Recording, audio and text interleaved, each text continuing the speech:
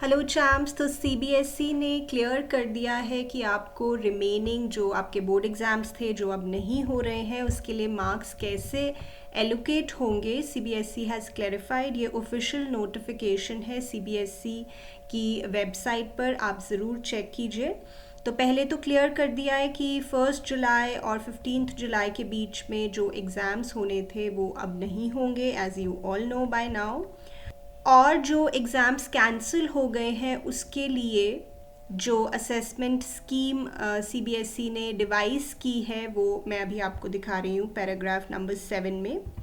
Results के बारे में भी उन्होंने बोला है कि 15 जुलाई तक रिज़ल्ट्स आ जाएंगे ताकि आप आगे अपना जो भी आपने कॉलेज में एडमिशन लेना है उसके लिए अप्लाई कर पाएँ और उस बेसिस पे आप अप्लाई कर पाएंगे।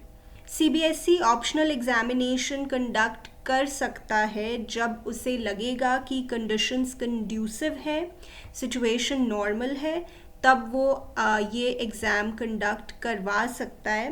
बट रिज़ल्ट आपका पहले ही आ जाएगा। अगर कोई अपने उस रिज़ल्ट से सेटिस्फाइड नहीं होगा, उस पर्टिकुलर एग्ज़ाम के रिज़ल्ट से, सब्जेक्ट के रिज़ल्ट से, तो आप चाहें उन ऑप्शनल एग्जामिनेशन में अपीयर कर सकते हैं। बट ऑफ कोर्स वो कब होंगे अभी ऐसा कुछ भी नहीं पता है। होंगे भी या नहीं ये भी क्लियर नहीं है, बिकॉज सिचुएशन कब कंड्यूसिव होगी, कब ये पॉसिबल होगा, no one can say. Class 10 के स्टूडेंट्स के लिए कोई ऐसा ऑप्शनल एग्जामिनेशन कंडक्ट नहीं किया जाएगा।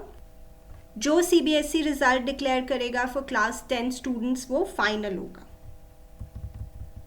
जुलाई 15 तक जो क्लास 12 के स्टूडेंट्स का रिजल्ट होगा वो भी फाइनल ही होगा, अनलेस आप ऑप्शन के लिए ऑप्ट करेंगे जो लेटर ऑन पता लगेगा कि कब आपके वो रिमेनिंग एग्जाम्स होंगे, अगेन होंगे भी या नहीं होंगे, तब तक वो आपका रिजल्ट फाइनल माना जाएगा।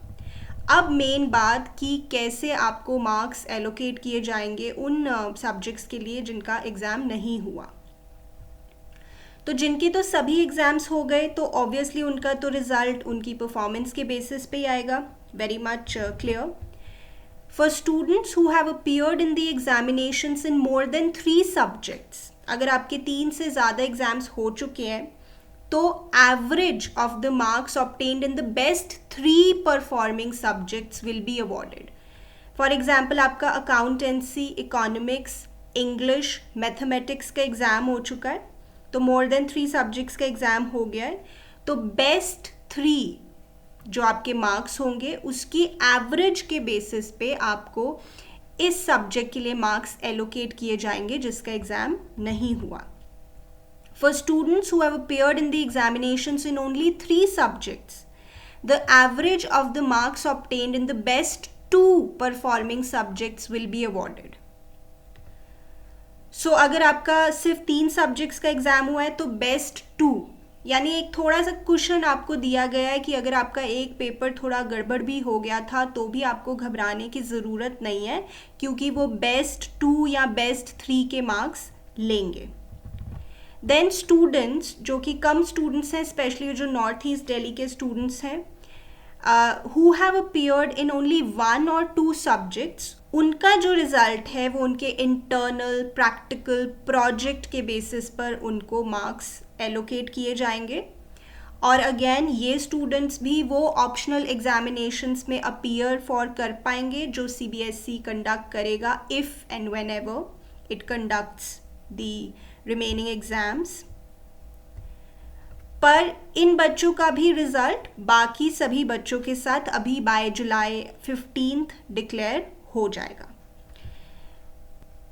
देखिए अभी कंपार्टमेंट के लिए कोई एज सच क्लैरिफिकेशन नहीं है कि अगर किसी की कोई कंपार्टमेंट है तो एग्ज़ाम कब होगा, क्या होगा, उसके लिए अभी हमें थोड़ा और वेट करना होगा। तो आप ज़रूर गो थ्रू करें। I will provide the link of this notification.